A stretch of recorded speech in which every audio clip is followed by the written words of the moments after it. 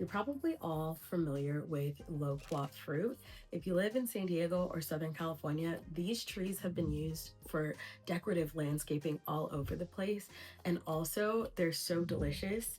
They're kind of like little apricots in like texture and having like a little bit of that fuzz around, but they have these huge seeds in the middle. And I'm propagating a couple of these. But the other thing I really love about a loquat tree is its leaves. The leaves are also really useful, and today I'm going to be making some tea out of the leaves. Depending on the variety of tree you have, the tea will either come out a very pretty amber color or a pink, and it's good for lowering inflammation. Some studies show that it helps to regulate your insulin, and overall, it's just a if you want to make loquat tea, you're gonna be looking for leaves that are big and dark green like this one. You don't wanna use young, light green leaves. You're not gonna get as a robust flavor from the tea itself. And depending on who you ask, it can be kind of irritating to your gut. Now, I have drinking tea with the lighter leaves and I've had no problems, but the darker leaves are definitely gonna give you better taste, better flavor, better benefits, right? And we want to drink the tea for the benefits. And so, what you want to do also is scrape off the little fuzzy underside of each leaf.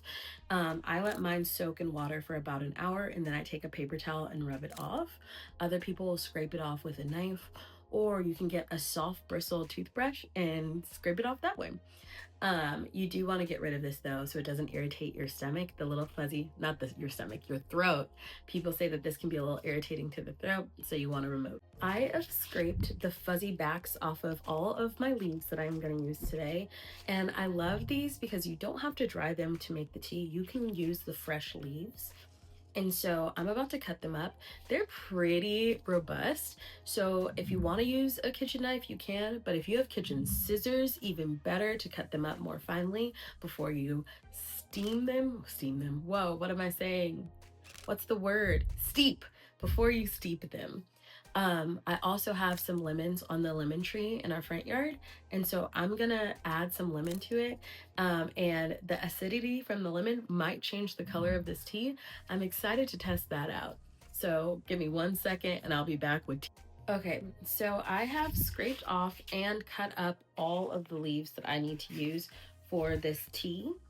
And I'm really excited because I have lemons in the front yard and I'm gonna add some lemon juice into the tea and see if it changes the color. I am not sure if I have the variety of leaves that's gonna turn the tea pink or if it's gonna turn an amber color. So fingers crossed for the pink because I would love some pink tea. Now I'm gonna put my leaves in the boiling water inside of a strainer because I don't wanna have to strain later on. And so I'm gonna let it boil like this so that I'm not picking leaves out of my tea. I had let the leaves be in the boiling water for 10 minutes and now I'm gonna let it steep for another 10 minutes.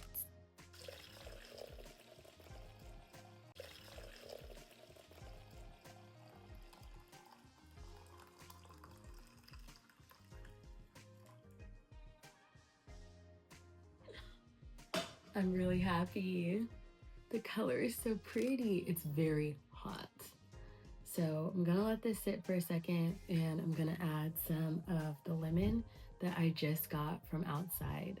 So stay tuned. Let's see what this ends up like. You know what? Before I add the lemon, I'm gonna try it for you so I can give you guys a flavor profile that is accurate. Protection. I added a coffee filter into my strainer and then only tilted it into the water a bit so that just in case I missed some of the fuzz that were on the back of the leaves, I won't have that irritating fuzz getting into the actual drink itself, the tea itself. So just something to point out, it's a little hack. You might be able to use it. If you have tea bags, the reusable tea bags, I would say use those too. Great use of the tea. Simple girl, I just cut the lemon in half and I'm gonna put all of this lemon juice in there. You guys can judge me, but I'm not a huge fan of super sweet teas, but I do love lemon and honey in a tea, no matter what the occasion. So this is for sure going to maybe overpower the taste of the loquat tea just a little bit. We'll see if it ends up being a compliment or an overpower. Adding lemon sometimes to tea is kind of like adding a banana to a smoothie. Sometimes it overtakes the entire thing, and sometimes it brings out some of the flavors that surround it. So we'll see what happens here. Give me 1 second. I'm gonna put this in a tea cup and get right back. Now you have a delicious glass of Loquat tea. I have a ton of it, and so I'll probably chill the remaining a bit and make it an iced tea for tomorrow. But today I'm gonna drink it warm, and I'll let you guys know right now. Okay, so the lemon is definitely like a banana. It has overpowered the flavor of the Loquat tea. But the benefits of the tea itself are still there. It's anti-inflammatory. It definitely is going to help with regulating insulin, and honestly, it's worth it. I'm a huge fan of plants that have more than one purpose.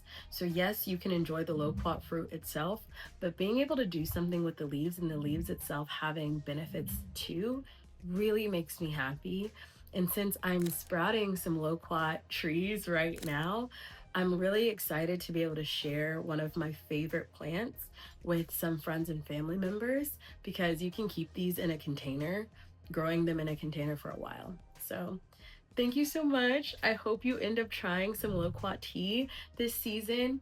If you're in San Diego, loquat trees are all about, and I am all about being a little bit of a forager.